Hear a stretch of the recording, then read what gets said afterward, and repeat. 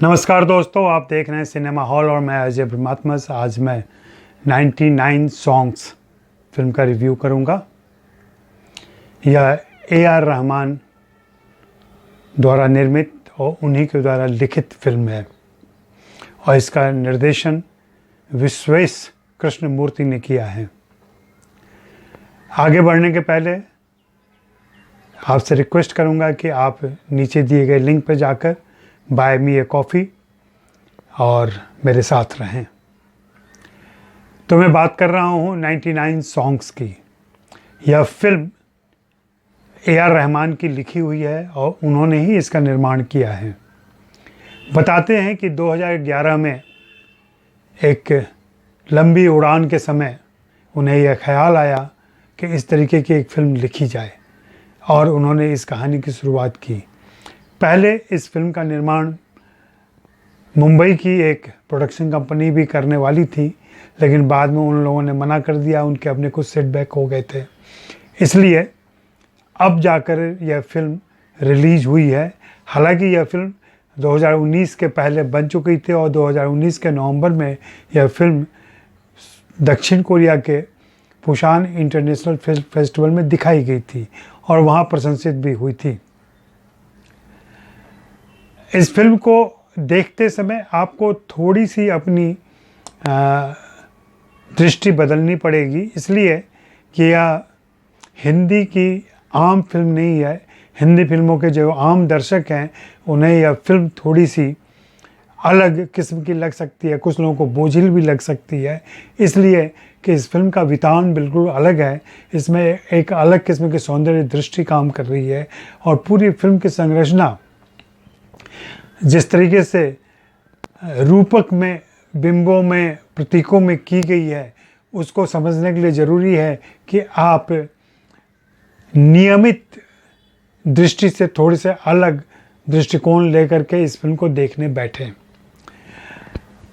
यह फिल्म एक साथ हिंदी, तमिल और तेलुगु में रिलीज़ हुई है। तमिल और तेलुगु के दर्शक तो शायद सिनेमाघर में देख लेंगे, हिंदी के दर्शकों के लिए शायद दिक्कत होगी, क्योंकि उत्तर भारत में सिनेमाघरों की स्थिति अभी अच्छी नहीं है। मुझे लगता है यह फिल्म जल्दी से जल्दी किसी OTT प्लेटफॉर्म पर आनी चाहिए। बात करूं फिल्म की, तो फिल्म जय नाम के एक संगीतज्ञ की कहानी है। वह संगीत की दुनिया में कुछ करना चाहता है, बचपन से संगीत के प्रति उसका रुझान है, जबकि उसके पिता नहीं चाहते कि वह संगीत का अभ्यास करे।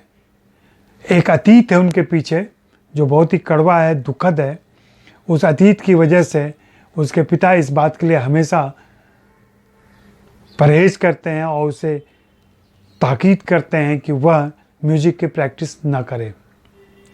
लेकिन इंस्टिंक्टली जय संगीत का दीवाना है और विभिन्न स्रोतों से, कभी मंदिर से, कभी गुरुद्वारे से, कभी मस्जिद का अजान से, अलग अलग तरीके से वो संगीत हासिल करता रहता है और चोरी छुपे संगीत का अभ्यास भी करता है। धीरे धीरे वह एक संगीतज्ञ के रूप पर खुद को विकसित करता है और उसे सूफी से प्रेम हो जाता है। सूफी की सौंदर्य दृष्टि अद्भुत है।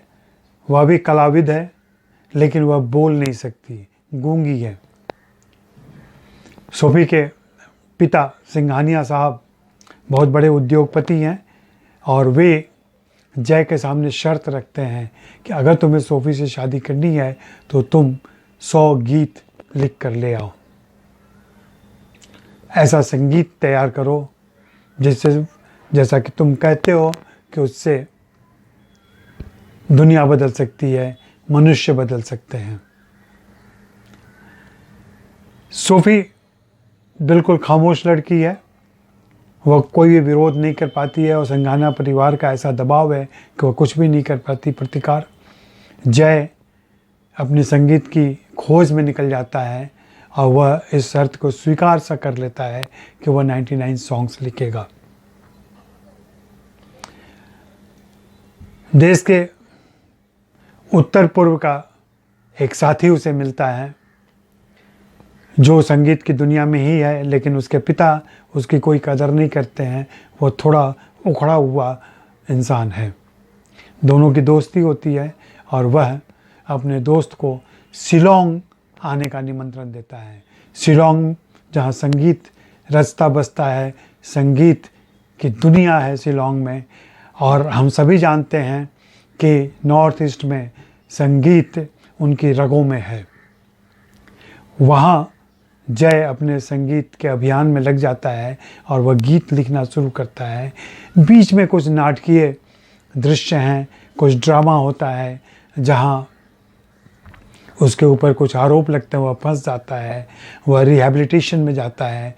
इस हिस्से को मैं इसलिए नहीं बता रहा हूँ ताकि आप फिल्म देखें तो फिर आपको इसकी गूढ़ता समझ में आएगी और इसकी जटिलता भी समझ में आएगी, और साथ ही कहानी का जो एक अलग पहलू निकल के आता है, एक अलग आयाम दिखता है, वह भी समझ में आएगा।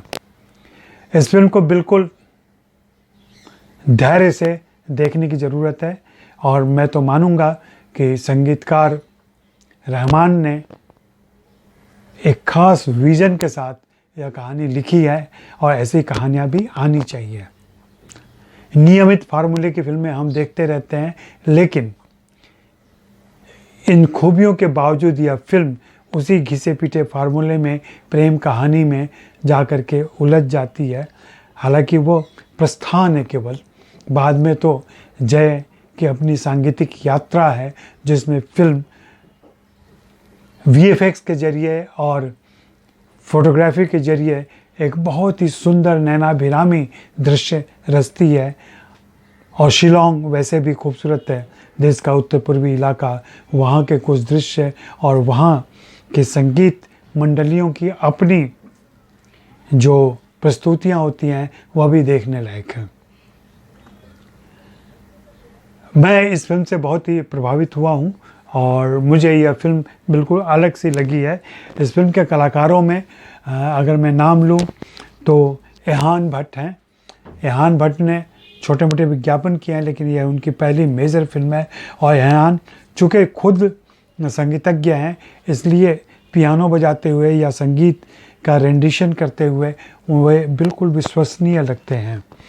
उनके साथ एडिल्सी वर्गस हैं जो उनकी प्रेमिका हैं। प्रेमिका के लिए कुछ खास था नहीं इस फिल्म के अंदर में करने के लिए। उन्हें जिस तरीके से मूक और खामोश रखा गया है, उनका किरदार भी खामोश सा ही रह गया, किरदार कुछ बोल नहीं पाता। इसके अलावा तेंजिन दाला ने बहुत ही अच्छा काम किया है। इन्होंने उस नॉर्थ ईस्ट दोस्त का किरदार निभाया है जो जय की मदद करता है और जय के सपोर्ट में आता है, और उसी की मदद से जय की विश्वव्यापी चर्चा होती है जब उनका 100वां गीत रेडियो पर सीधे बजता है और फिर कैसे उससे वास्तव में दुनिया पलटती हुई भी दिखाई पड़ती है, दुनिया बदलती हुई भी दिखाई पड़ती है। हालांकि फिल्म का सबसे कमज़ोर हिस्सा यही है जहां एक राजनीतिज्ञ को बदलते हुए, हृदय परिवर्तन होते हुए हम देखते हैं इस गीत से। और भी कुछ तरीके हो सकते थे, लेकिन इस गाने का वायरल होना, इसका क्रेज़ बनना अपने आप में एक मिसाल है। हिंदी में तो और इसके अलावा और कुछ कलाकार हैं जिनमें लीसा रे हैं, मनीषा कोइराला हैं, राहुल राम हैं, रंजीत बारोट हैं। रंजीत बारोट का अभिनय बहुत ही ख़राब है, वे बिल्कुल प्रभावित नहीं करते हैं। राहुल राम अपने भूमिका में ठीक हैं और मनीषा कोइराला के लिए कुछ ज़्यादा करना नहीं था। हाँ, लीसा रे के एक्सप्रेशन बहुत ही खूबसूरत हैं और सटीक हैं। इस फिल्म का नाम 99 सॉन्ग्स है, लेकिन फिल्म में सिर्फ 14 गाने हैं और उन 14 गानों को खुद रहमान ने संगीतबद्ध किया है। फिल्म के संवाद हिंदी वाले हुसैन दलाल ने लिखे हैं और कुछ एक पंक्तियाँ बहुत ही अच्छी हैं जहाँ कलाकारों पर एक पूंजीपति की टिप्पणी है, वह बहुत ही मार्मिक और हृदय विदारक है। लेकिन वह एक कलाकार के पैशन की भी बात करती है और हमें मुग्ध करती है। तो आप यह फिल्म देखें और अपनी राय दें। मेरी तरफ से इस फिल्म को मैं 3.5 स्टार देना चाहूँगा। शुक्रिया, मेहरबानी, धन्यवाद।